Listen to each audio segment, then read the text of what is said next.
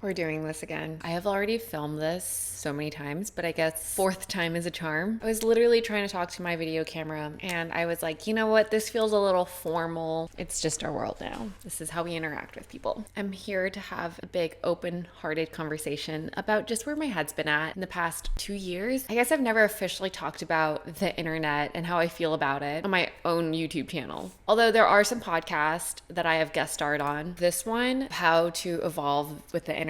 This one's a good one as well. Feeling Asian with lovely hosts Youngmi and Brian. I feel like it might give you guys context of who I am really. So I started That Chic in high school 15 years ago. That's pretty much half my life. Like I grew up alongside the internet. Like we both had our coming of age together. It's also interesting being the first generation to outgrow the internet. I will show you guys my OG blog. This is 2017 right here. So not terribly long ago, but it feels like a very, oh wow, this is cute. Like, let me show you where I was in 2008. Oh my God. That's like how I wish I would dress, but like that's how I dressed. Oh my God. I kind of like have the same vibe. At this time, there was really no fashion bloggers really. It was like just on the come up. It's sort of painful to go through because it's me talking in like the most earnest wannabe fashion head kind of way. That's enough of that. If you find it, you find it. I'm not trying to advertise my old blog. Even when I had my blog back in 2011 or so, I was going to college at the time, but I managed to pay for my tuition with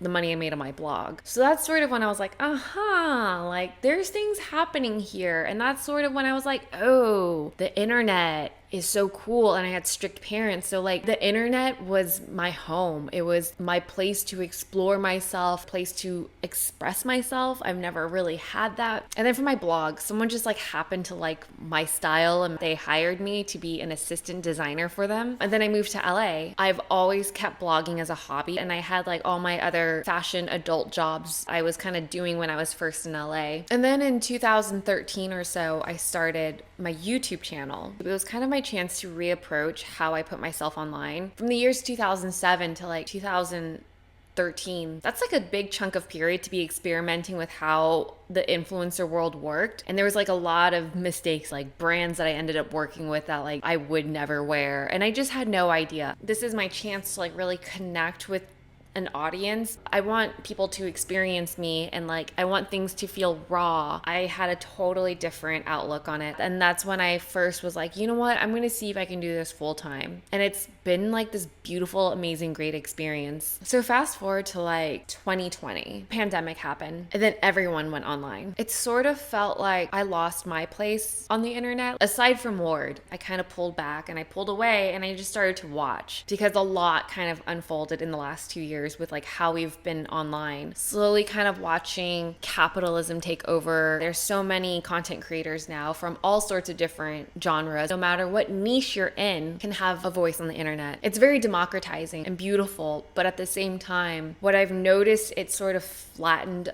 us out. I don't know how to explain it. Because the internet moves so fast, you sort of start to see people try and catch up with the things around them. Therefore, they're performing into like what brands want to see, what audiences want to see. Because to operate from an internal, authentic source of like, what do I want to make, takes time. Making things where the recipe's already there is a much easier, faster line to success than it is to go down the line of uniqueness. Maybe even myself have internalized parts of it and I just had to be like, I cannot engage in this right now. It is not healthy for my mental health. I am too attached to this to participate right now. Taking a step back has been really nice for me because it's just been able to clear my head. I found real life again and my partner has certainly helped me explore the world. I was going through some film photos and I'm like, gosh, I've really like done so much. I fully wanted to liberate myself and I'm just trying to apply it to different ways of work. I'm in my 30s right now and I feel like I'm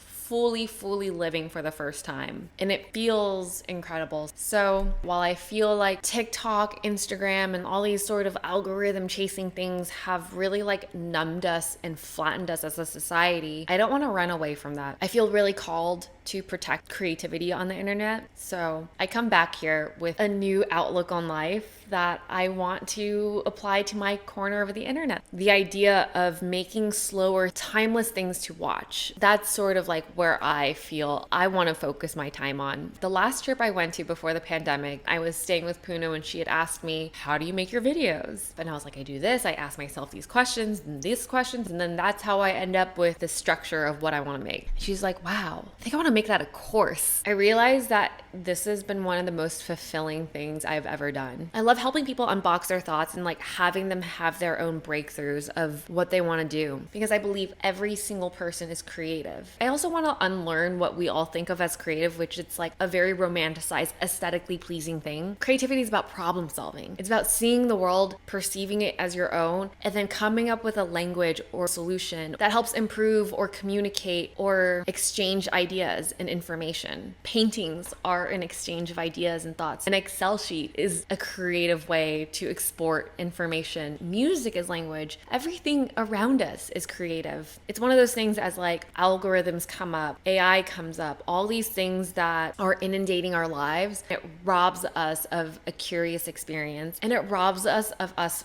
thinking and philosophizing the world by ourselves because everything's so convenient. I think truly to be creative, it's to understand yourself authentically, which can show up in non-romantic creative ways. How beautiful would the world be if we can pop into each other's parts on the internet and it feels like an entirely unique experience wherever you go? It's like traveling on the internet, but right now traveling feels like this commercialized, sterile copy and paste, everything's the same, algorithmic thinking. But anyway, it doesn't matter how we got here. Right now, I feel like I want to take my slice of the internet back. So we launched this in November 2021, and she took my brain and exported it into how I organize my thoughts and come to these conclusions and creative decisions, because I feel like I've never talked about this despite having literally worked on this for like almost 3 years at this point. You essentially get access to this portal. So let's unpack that a little bit. Go through the last few pages and just really sit in it. And if you guys end up taking the course, this is the stuff I talk about. We actually have a digital retreat coming up, so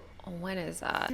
Oh, you gotta sign up by August 25th. That is really soon. So Puna, who I work with, is on maternity leave, and we have a substitute teacher this fall, Jen M. Jen is so nurturing, and the time that she shadowed 2 of our classes, she's a natural teacher. I have been spending some time talking with her, getting her ready for the course, picking her brain about her creative process, and I think this fall is gonna be a really, really good one. So I hate to sound promoty about this course, but it's something I'm really passionate about. And if you guys are curious about these ideas and maybe agree with some of the things I'm saying, I mean, this is the stuff we talk about in class. And by the end of the course, you should have a video that hopefully you're really proud of. But yeah, that's kind of like where I've been spending my time a lot. But going back to my YouTube channel, because I do miss making videos. I feel like for the first time in my life, I don't have a lot of goals right now. So I am taking also a step back from my hedonistic autopilot and just taking inventory of the goals I want to have and things that make me feel good. And making videos is one of them. Connecting with you guys is one of them. And I've just been trying to think about how to do that in a way that feels healthy for me and sustainable. I think after being a teacher for